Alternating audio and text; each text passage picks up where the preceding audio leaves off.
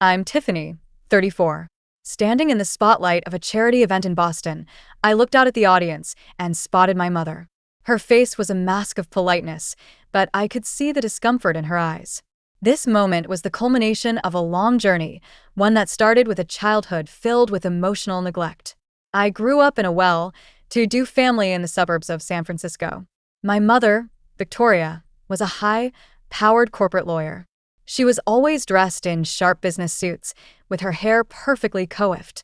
Her every move was calculated, and she had a reputation for being ruthless in the courtroom. My father, Henry, was a university professor. He was kind-hearted but often overshadowed by my mother's strong personality. From a young age, I could tell that my mother favored my younger brother, Ethan, who was 2 years younger than me. I was always trying to win her approval. In elementary school, I was at the top of my class, involved in every extracurricular activity I could find. I thought that if I was perfect, she would finally love me. But no matter what I did, it was never enough.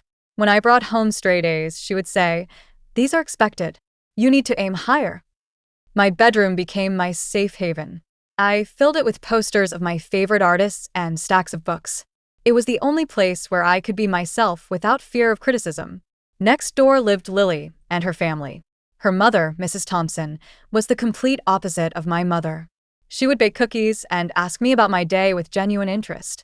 I would often go to their house to do my homework just to soak in the warmth of their family. As I entered middle school, my academic achievements continued to soar. I was selected for advanced courses, and my teachers constantly praised my work ethic. But my mother's response was always lukewarm. When I won an award for a science project, she merely said, "It's good, but you could have presented it better." Meanwhile, my father was often away at academic conferences, and when he was home, he seemed to avoid any conflict with my mother. In high school, I found an ally in Mr.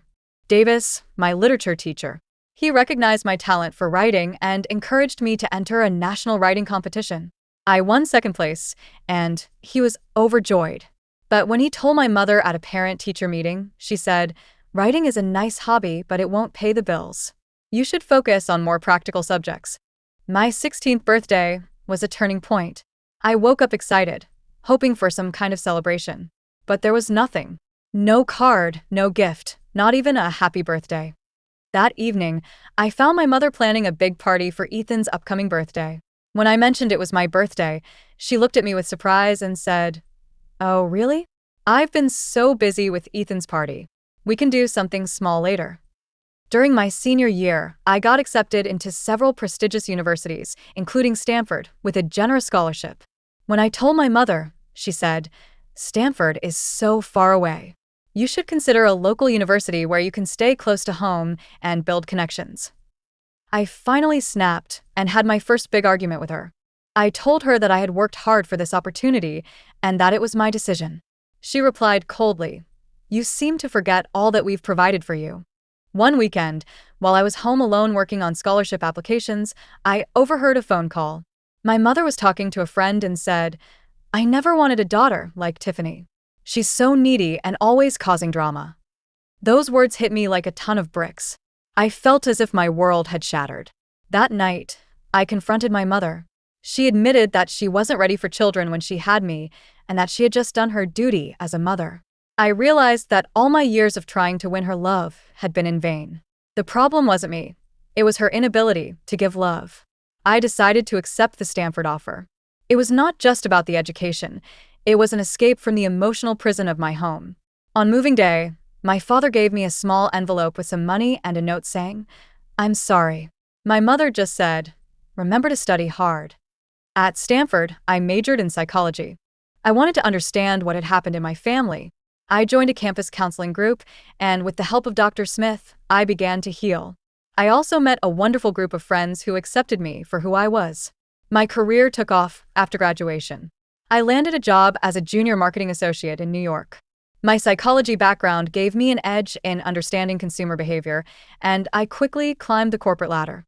As my career flourished, my mother's attempts to insert herself into my success became more obvious. She would call only when she wanted something or to make some back-handed comment about my achievements. When I was 30, I reached a senior marketing director position. My mother's response was, "You got promoted quickly." They must be short-staffed. But I no longer let her words hurt me. Around this time, my father's health started to decline. He had to retire early and the medical bills were piling up. One day, my mother called and asked for my help. I agreed, but with two conditions. First, I wanted my father to see top specialists in New York, and second, I insisted on family therapy. My mother was horrified at the idea of therapy, but she accepted the medical help. I arranged everything for my father without going through her, taking control of the situation. Meanwhile, I used my marketing and psychology skills to establish a foundation for children from emotionally abusive homes. The foundation grew rapidly, and its reputation reached my mother's social circle in San Francisco. 6 months later, I was invited to give a keynote speech at a charity event in San Francisco. I knew my mother would be there. During the speech, I talked about the invisible trauma of emotional neglect without naming names. I saw my mother's discomfort as I described the experiences of growing up with emotionally unavailable parents. After the event, my mother's social image began to crack. Her friends started to question her parenting, and my brother finally confronted her about how she had treated me. During my father's 70th birthday, I brought evidence of the foundation's success and calmly told my mother that I wasn't seeking revenge, but recognition. For the first time, she seemed lost for words. She finally said, "I didn't know how to be different." 2 years have passed since then. My mother started therapy under social pressure. Our family therapy sessions were initially awkward, but slowly, we are making progress. My father has apologized for his silence, and my relationship with my brother has deepened.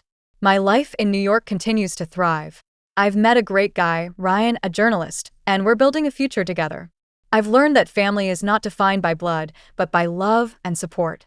The pain of my past has become the fuel for my mission to help others, and I'm determined to break the cycle of emotional neglect for good.